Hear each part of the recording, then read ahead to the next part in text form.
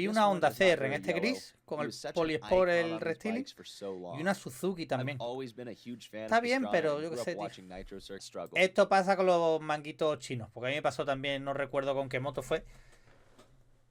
Radiadores GPI y vienen un poco largos. Mejor que venga largo que no corto, le corta lo que corresponde y ya está. Pero a mí me pasó también.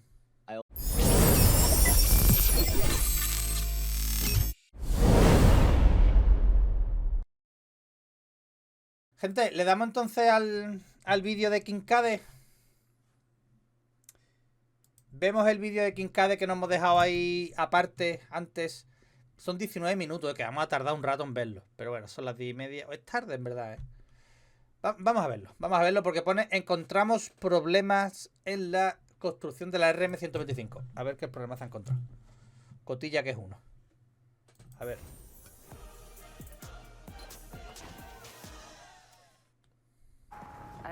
Anuncio de rigor. Borja subió vídeo también. ¡Ay! Pues lo vamos a ver ahora también.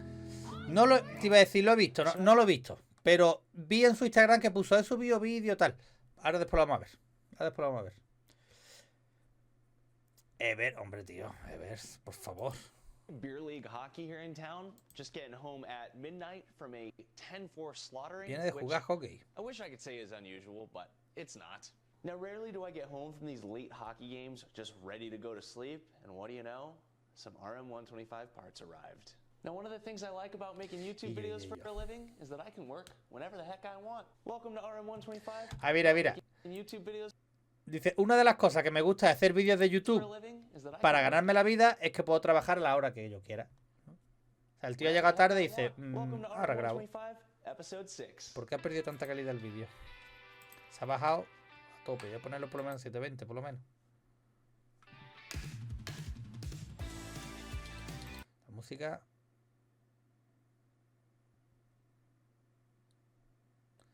Las tijitas están chulas, ¿no? En morado. Bueno, al final la decoración va acorde con todo, ¿no? Esta tenía muchas piezas así en morado. Pero tienen buena pinta las tijas, ¿eh?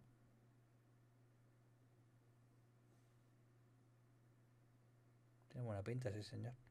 El color ya, para gusto los colores, nunca mejor dicho. Pero la tija en sí tiene muy buena pinta.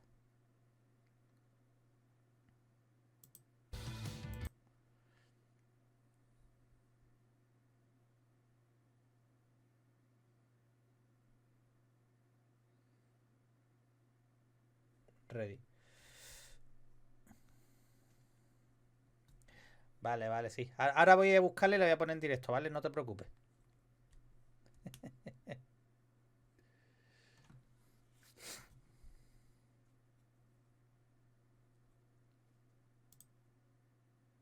Lock washer has no tabs to bend and isn't wide enough to get any purchase anywhere on the washer.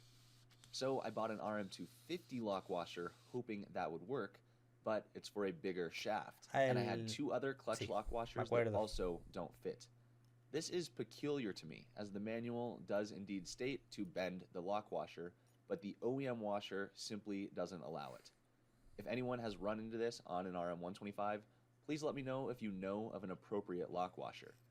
The clutch nut is torqued to spec, so hopefully it's not going anywhere, but those lock washers do add some peace of mind. Damn, this thing's sexy. And now I'm ready for bed. See you when I see ya. And it is nearly a week later. Sí, le hago yo. En mi ratos libres hago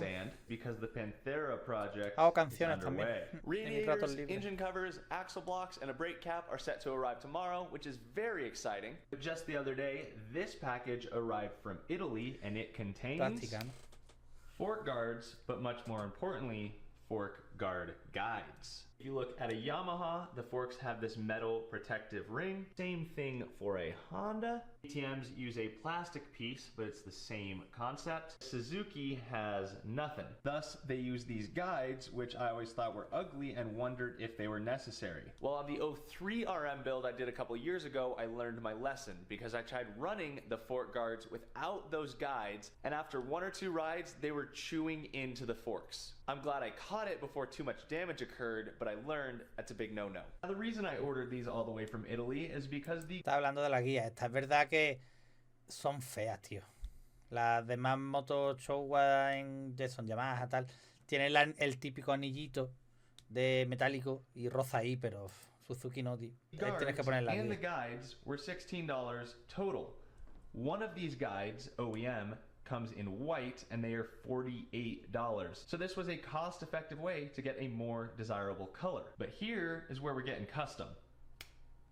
I would still like to run these RMZ fork guards in gray. The difference is that these RM125 fork guards have these slots all the way down for the guides to sit in, whereas the RMZ fork guards do not. They are smooth all the way through. I want these for their ability to protect the fork rather than the guide itself. It was silly of me to not check the height of these guides, but as I say in way too many of these videos, you live and you learn. This is the fork fully extended, so it will indeed do its job. As this thing rises, it will not allow the fork guard to hit this outer tube and damage it. So once again, a little mistake that cost me money. I thought I was being clever and I was not, but the guide for this left side.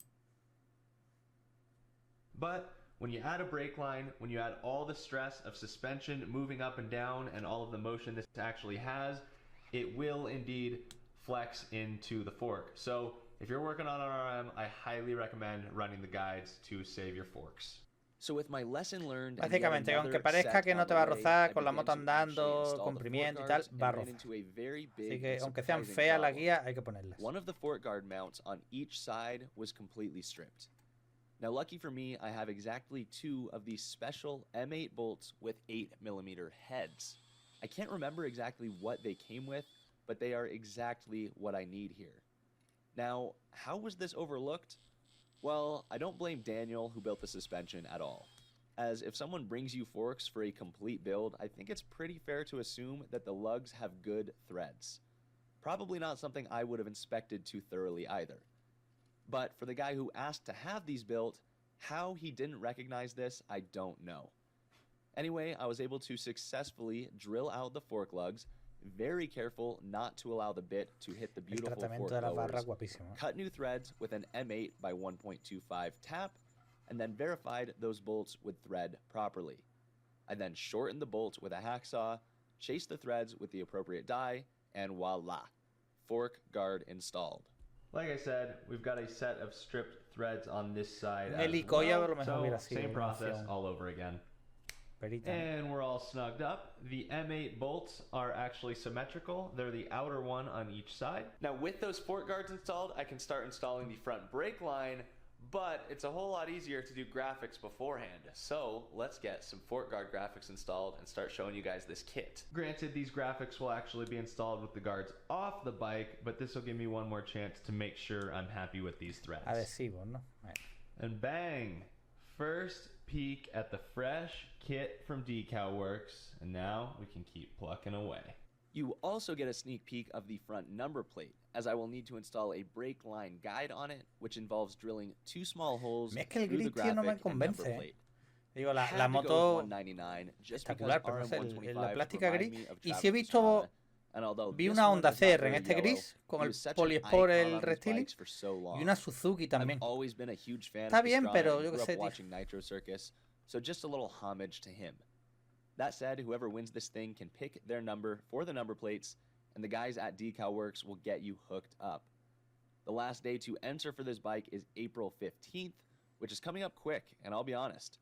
So far, your odds on this one are much better than previous builds, so don't sleep on it. Along with the bike, you will win a trip out to Montana to come shred on your new RM with me and the boys. So with the brake line installed, I could determine where to mount this guide. The Ride Engineering triple clamps are great, but do not come with a place to mount a stock-style brake line guide, so one on the number plate is necessary. I aligned my guide, marked my drill locations, and got it installed, which went well and came out clean. Now from here, it was time to just tie up some odds and ends and keep making any progress I could while waiting for those radiators and other items to arrive. Ahora es que las tijas hemos dicho que el color, pero es lo que hemos dicho antes, que todo va acorde. Fijaros la culata, los bujes, todo.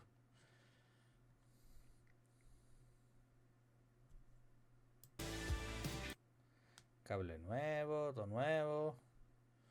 Como tiene que ser. A mí muchas veces me ha preguntado gente, ¿y aquí no le echa grasa cada vez que hemos hecho algún vídeo? Y digo, no, tío, eso va ahí. Ahí no lleva grasa. ¿Cómo lo ha montado hoy? Botón de pare.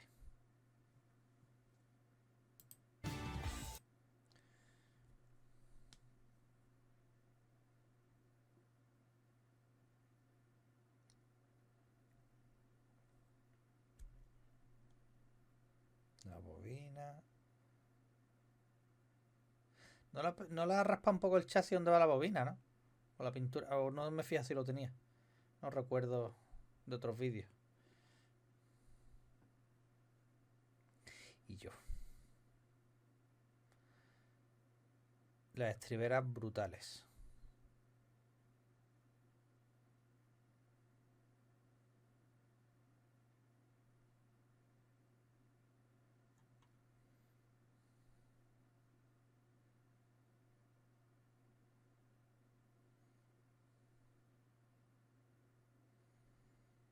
Todos los detallitos, tío.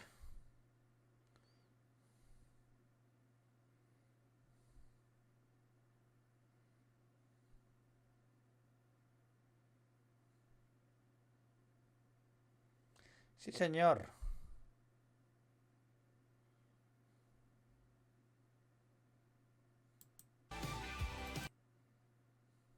Un poquito de calor.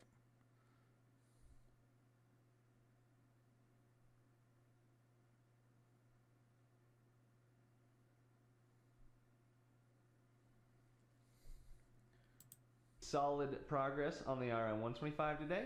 Decided I should Hice un probably progreso muy sólido. Es que ese es el punto en el que a poco que le hagas parece que has hecho muchísimo. Ahora montas la plástica, tal.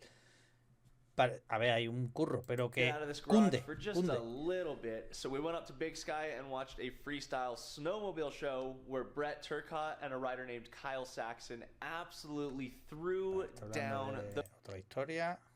video, but right OEM Los radiators radiadores. for this bike are no longer available brand new, and the left ones are available, but they're $550. Milers offers the strongest. Vale, básicamente he dicho que los radiadores originales están disponibles, pero cuestan $550. Por eso todo el mundo, yo me incluyo, terminamos montando los sobredimensionados de aluminio. Aftermarket option available. Que por lo menos aquí en España valen sobre 100 euros, dependiendo, 80, 90, 100, dependiendo qué moto y tal.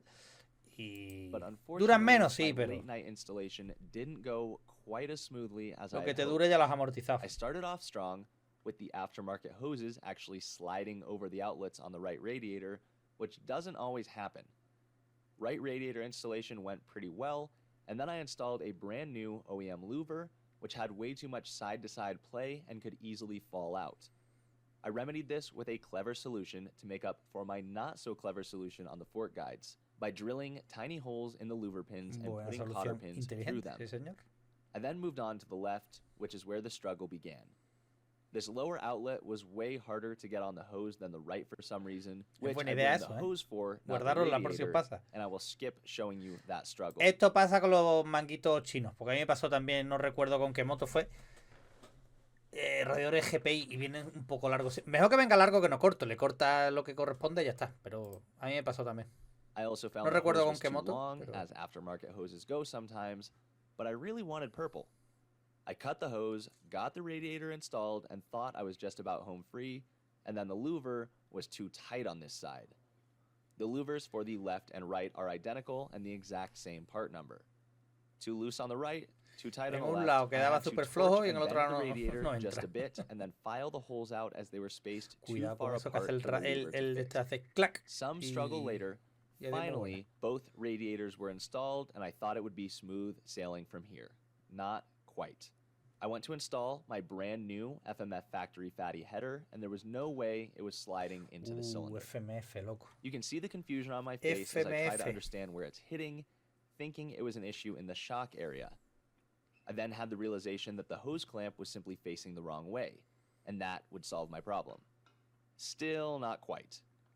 I then removed the entire right radiator to remove radiator contact from the equation, and voila, The pipe installed, no problem. So I'm definitely bummed to have waited a month and a half for radiators and find myself in this situation. The pipe contacts this outlet of the radiator pretty heavily. I cannot properly align the pipe due to that contact, and I don't even have the bottom radiator bolt in. It still needs to move back about a 1/4 inch to even be close. Also, this radiator hose contacts the pipe. These are aftermarket hoses.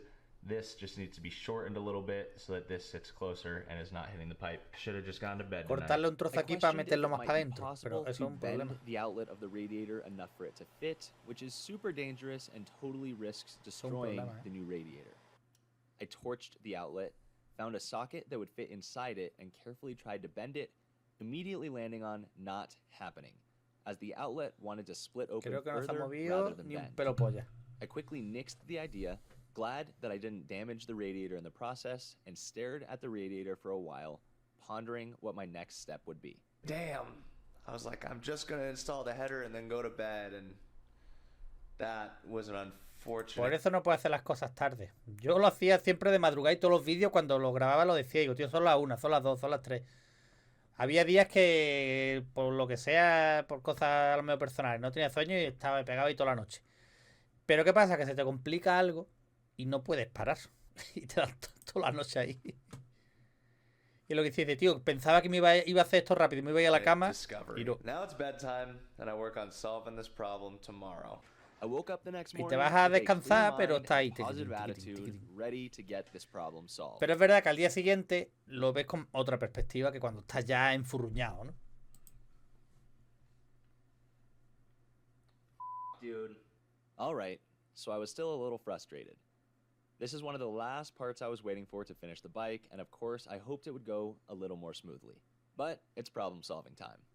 I ordered the best used OEM right radiator I could find on eBay should all else fail. But also Compró el radio derecho who said they would send me another one de segunda when mano. that hose outlet moved to the correct location. Couple things to do in the meantime. One hiccup does not mean it's going to be a bad day. Got some new packages from Jonathan over at 2SM Performance. So stoked to be working together on something custom for this build. Decreases going from the axle to the threads. Stock and other aftermarket axle blocks simply match the diameter of the axle, whereas these 2SM blocks actually match the taper of the axle itself. During installation and chain tensioning, this eliminates guesswork and ensures your axle is perfectly aligned. These are $50 axle blocks, but you get what you pay for. While I install those new axle blocks, I will also replace these old chain adjuster bolts with some brand new ones from my Bolt Hardware RM Pro Pack. Note, this is grease on these threads, not thread locker. Grease or anti-seize works here. If you have followed the channel for a while, you may have noticed the switch from fast metric fasteners to Bolt motorcycle hardware. For the YZ85 project, Bolt had some hardware available that Fastmetric did not, and they've been super easy for me to work with, so we have since continued that relationship. But I also want to thank Fastmetric for years of support on the channel and also offering very high quality kits. I then tied up some odds and ends, including the throttle housing rubber, cable guides, which I ordered on Amazon, and Kickstarter installation. Finally, I was dying to get the front fender graphics installed. If you have ever installed RM Restyle Kit or termina en el vídeo el problema del radiador. You know the fender tip is one of the trickiest graphics around, with some very sharp lines and contour. Despite there being a couple tiny bubbles near the top, I am actually very pleased with this one, as I took my time and managed to get the graphic to match the contour without big gaps and bubbles. And that is where we're at. Despite a couple hiccups in today's episode, I am absolutely on the home stretch for this build. I really don't vale, no lo termina el tema del radiador. Ahora la ha comprado por eBay, pues tendrá que esperar que le llegue. Pues es una moto diferente, espectacular. Lo que pasa que, bueno, para gusto los colores, lo que hablamos siempre. Para gusto los colores, pero en principio ready.